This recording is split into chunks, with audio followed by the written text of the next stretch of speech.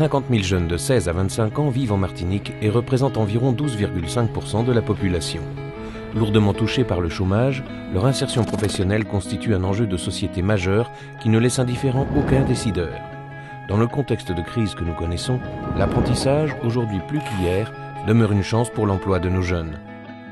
La région a souhaité mobiliser les acteurs qui sont incontournables dans le dispositif, ce sont les représentations des entreprises. Pourquoi? Il s'agit de nouer des contrats de travail entre un jeune et une entreprise. Donc il fallait mobiliser, parce que je crois qu'il y a une réelle priorité à décréter pour le recrutement des jeunes. Et l'apprentissage est la formule que nous avons souhaité pousser.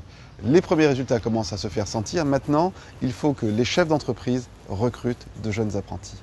C'est un message très direct que je leur adresse. Prenez des jeunes en apprentissage. Nous avons aujourd'hui des moyens significatifs. Les CFA ont été largement réhabilités, du niveau CAP au niveau master. Donc toute l'offre de formation est reconfigurée.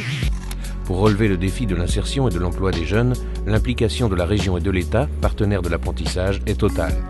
L'État et la région s'impliquent aussi fortement dans des actions prioritaires pour doubler le nombre d'apprentis entre 2011 à 2015 pour le faire passer de 2000 à 4000 apprentis.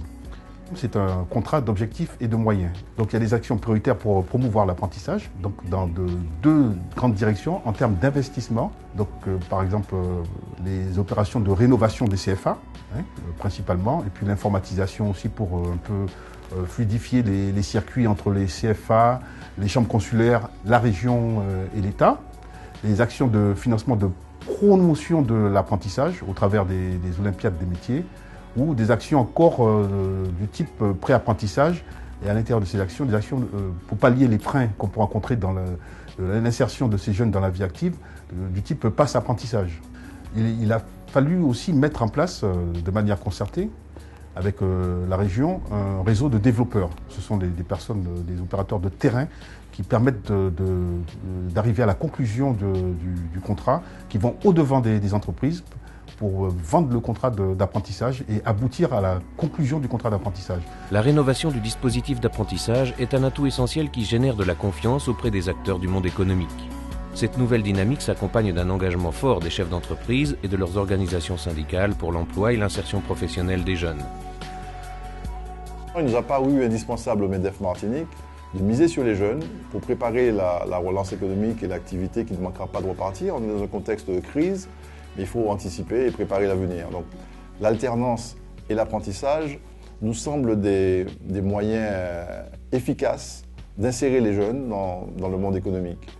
Nous avons au MEDEF une commission éducation, formation et jeunesse qui, sous la coprésidence de Charles Larcher et de François-Xavier Gouillet, travaille à la mise en place d'outils permettant à nos adhérents de connaître l'ensemble des dispositifs, de connaître les aides possibles, et surtout de mettre en relation les jeunes qui sont en recherche de maîtres d'apprentissage avec nos entreprises qui sont conscientes de leur rôle sociétal et se sont engagées et s'engagent toujours et à travailler avec les centres d'apprentissage et la collectivité régionale pour l'insertion d'un grand nombre d'apprentis à la Martinique. L'amélioration qualitative du dispositif d'apprentissage est en marche. La volonté régionale est de le rendre plus crédible et plus attractif auprès des chefs d'entreprise. Nous avons trouvé une situation où des primes d'apprentissage n'étaient pas payées aux entreprises depuis 2006. Donc nous avons pris le parti, en juin, de faire voter une délibération. 2,5 millions de primes étaient impayées aux entreprises. Donc nous avons pris le parti de solder ce passif qui ne nous incombait pas. Donc nous avons mis en place des dispositifs et je me suis personnellement impliqué pour qu'il y ait une réforme qui soit mise en œuvre pour que les liquidations, le paiement des primes d'apprentissage se fassent dans des délais beaucoup plus raisonnables. Les moyens mis en place par l'État et la région pour l'apprentissage sont conséquents. Ils traduisent une volonté partagée de créer les conditions d'un développement durable de l'apprentissage en Martinique. L'apprentissage est pour nous un outil de valorisation de plusieurs acteurs. Les apprentis, puisqu'ils deviennent des salariés avec une possibilité d'évolution de carrière au sein d'une entreprise, une fois leur contrat de travail consolidé. Un outil de valorisation pour celui qui devient le maître d'apprentissage, ça peut être le chef d'entreprise lui-même ou ça peut être un salarié. Et puis, les autres acteurs, ce sont les CFA, les chambres consulaires, puisqu'elles interviennent pour l'enregistrement des primes d'apprentissage qui sont servies aux employeurs d'apprentis. Les acteurs de l'apprentissage et du monde de l'entreprise travaillent ensemble pour doubler le nombre d'apprentis d'ici 2015.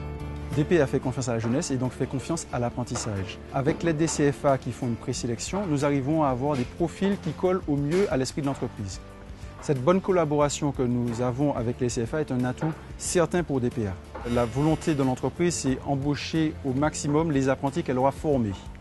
J'en veux pour preuve, sur 9 salariés en CDI, 4 sont issus de l'apprentissage. Passer de 2000 à 4000 apprentis, un challenge qui mobilise les entreprises à côté de l'État et de la région pour réussir l'intégration de nos jeunes dans la vie active.